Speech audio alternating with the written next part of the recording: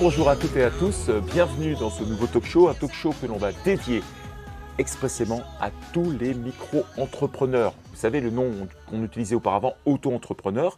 Et quel est le sujet qu'on va aborder aujourd'hui? C'est le passage de la micro-entreprise en société. Et pour parler de ce passage de micro-entreprise en société, eh bien j'ai demandé à Sarah. Bonjour Sarah. Bonjour Patrick. Alors, la première question qui vient à l'esprit tout de suite, c'est pourquoi est-ce qu'on parle de passage de micro-entreprise en société? Ça consiste en quoi très exactement et pourquoi? Alors il y a plusieurs raisons. Il y a des raisons obligatoires, le dépassement de seuil. Lorsque vous dépassez pendant 2 exercices consécutifs le seuil de la micro-entreprise, vous allez être obligé de vous poser la question si c'est intéressant de continuer en entreprise individuelle ou plutôt de passer en SASU ou en EURL par exemple. Donc je rappelle les seuils. 72 600 € pour les prestations de services, 176 200 € pour les activités d'achat-revente. Et puis il va y avoir également d'autres raisons liées à l'activité, au développement de votre activité. Je pense par exemple à l'embauche d'un salarié, où là il est plus intéressant de passer en société d'un point de vue de protection de votre patrimoine personnel si au cas où vous avez un problème avec votre salarié. D'accord. De façon très concrète, ce que l'on peut dire en micro-entreprise, comme on ne peut rien mettre en déduction, le fait de prendre un salarié, ce qui coûte relativement cher en règle générale, fait qu'il est rare que la micro-entreprise soit intéressante dans cette situation fiscale qui fait que l'on est quand même taxé sur le chiffre d'affaires, quel que soit le montant des dépenses. Exactement, c'est-à-dire qu'à un moment donné, vous allez vous rendre compte que finalement, les cotisations sociales, avec l'évolution de votre chiffre d'affaires, deviennent beaucoup trop importantes par rapport à votre bénéfice. Donc là, naturellement, il faut nous consulter parce que ça peut être un des points qui va permettre justement de passer en société. Donc, que ce soit d'un point de vue obligatoire pour passer dans une autre forme juridique et donc d'éviter l'entreprise individuelle, ou que ce soit de façon volontaire, le passage de la micro à la société peut être intéressant ou est intéressant. La question maintenant, c'est quelles sont les démarches que l'on doit accomplir pour passer de micro-entreprise en société? Alors, il y a principalement 2 choses à voir. Premièrement, le choix de la forme sociale. Il faut choisir la forme sociale la plus adaptée.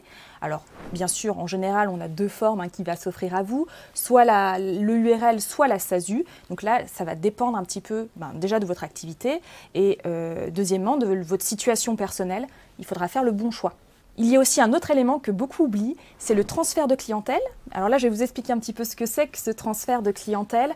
Lorsque vous avez créé votre micro-entreprise, vous avez créé finalement une clientèle, un fonds de commerce en nom propre. Donc c'est vous qui le possédez en tant que personne physique. Et là, vous allez créer une société qui est une personnalité juridique indépendante de vous, même si vous allez posséder 100% des titres. Il va lui falloir lui transférer cette clientèle, tout simplement parce que vous allez potentiellement utiliser des clients de votre micro-entreprise ou tout simplement poursuivre le développement de cette activité. Alors, tu m'as parlé effectivement de passage en SASU ou URL. On peut aussi en profiter pour associer d'autres personnes et donc de passer en SAS ou en SARL, qui sont les formes juridiques à plusieurs que tu as pu décrire. Qu'est-ce qu'on peut dire également dans le transfert de clientèle ou de patientèle, d'ailleurs, si les gens sont des BNC? Comment ça peut se passer? Eh bien, c'est vrai que si vous avez créé justement une clientèle et si vous vous associez, il faut naturellement qu'il y ait une juste répartition au niveau du capital, parce que si vous avez déjà créé une valeur et que votre associé n'a pas de micro-entreprise en parallèle, il faut qu'il y ait une juste répartition des parts sociales. Donc c'est pour cette raison que là, il faut vraiment valoriser votre micro-entreprise à sa juste valeur. D'accord. Quels sont les moyens pour transférer? Comment fait-on pour pouvoir transférer cette clientèle à la société? Alors il y en a 2. Soit on va passer par une cession de clientèle, c'est-à-dire que votre société va vous racheter, va vous payer la valorisation de votre clientèle. Soit on peut passer par un apport de clientèle au capital de la société. Et là, en contrepartie, la société va vous donner ses propres titres. Donc vous ne récupérerez pas de cash lié à cette valorisation de clientèle. Alors, on va reprendre ces deux points, si tu veux bien, sur le transfert. Si je fais une cession, donc je suis micro-entrepreneur et je décide, moi en tant que micro-entrepreneur, de vendre à la société qui est une personne morale différente de moi-même d'ailleurs. Ce transfert, cette cession, plus exactement, je la fais, on verra tout à l'heure les méthodes de valorisation, très certainement, je le fais à un prix. La société n'est pas obligée de me verser tout de suite cet argent. Je peux faire un crédit vendeur dans l'absolu. Exactement. On mettra ce qu'on appelle en compte courant d'associé. Mais par contre, même si je ne touche pas cet argent tout de suite, je crois que le montant va être immédiatement imposé au niveau de la plus-value. On est bien d'accord. C'est-à-dire qu'à partir du moment où il y a un transfert de propriété de clientèle, l'administration fiscale va appliquer une taxe sur la plus-value liée à cette valorisation. Donc si vous cédez, elle va être automatiquement appliquée, on va dire, l'année qui suit, parce que vous allez recevoir votre avis d'imposition personnelle en septembre 2022, et c'est là où vous verrez cette taxe, et c'est à ce moment-là que vous la paierez. Et sinon, pour un apport de clientèle, à ce moment-là, vous paierez cette taxe lorsque vous déciderez de liquider votre société ou de vendre votre activité. D'accord. Donc l'une, c'est immédiatement payable. Alors il existe quand même des dispositions d'exonération de cette plus-value dans certaines circonstances, notamment dues à la détention de la micro-entreprise de plus de 5 ans.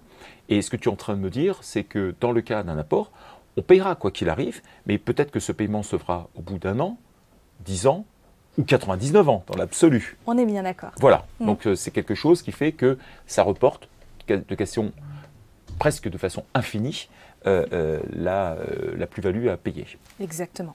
D'accord. Une question, comment ça se passe ? Comment est-ce qu'on fait pour valoriser cette clientèle? Comment on se débrouille? Alors vous, en tant que micro-entrepreneur, vous n'avez pas d'état financier, donc on ne peut pas appliquer des méthodes de valorisation en fonction de la rentabilité. Ce qu'on va faire, c'est qu'on va appliquer des méthodes dites comparatives. On va appliquer une cote sur la moyenne du chiffre d'affaires de vos 2 dernières années, par exemple, pour valoriser finalement votre micro-entreprise.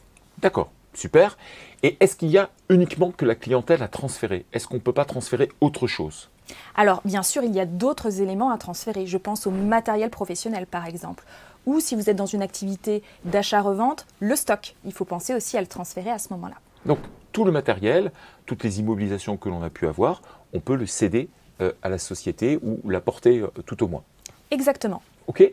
Maintenant, comment est-ce que Dougs, société d'expertise comptable, peut aider le micro-entrepreneur à se poser les bonnes questions ou carrément accompagner la personne pour créer la société?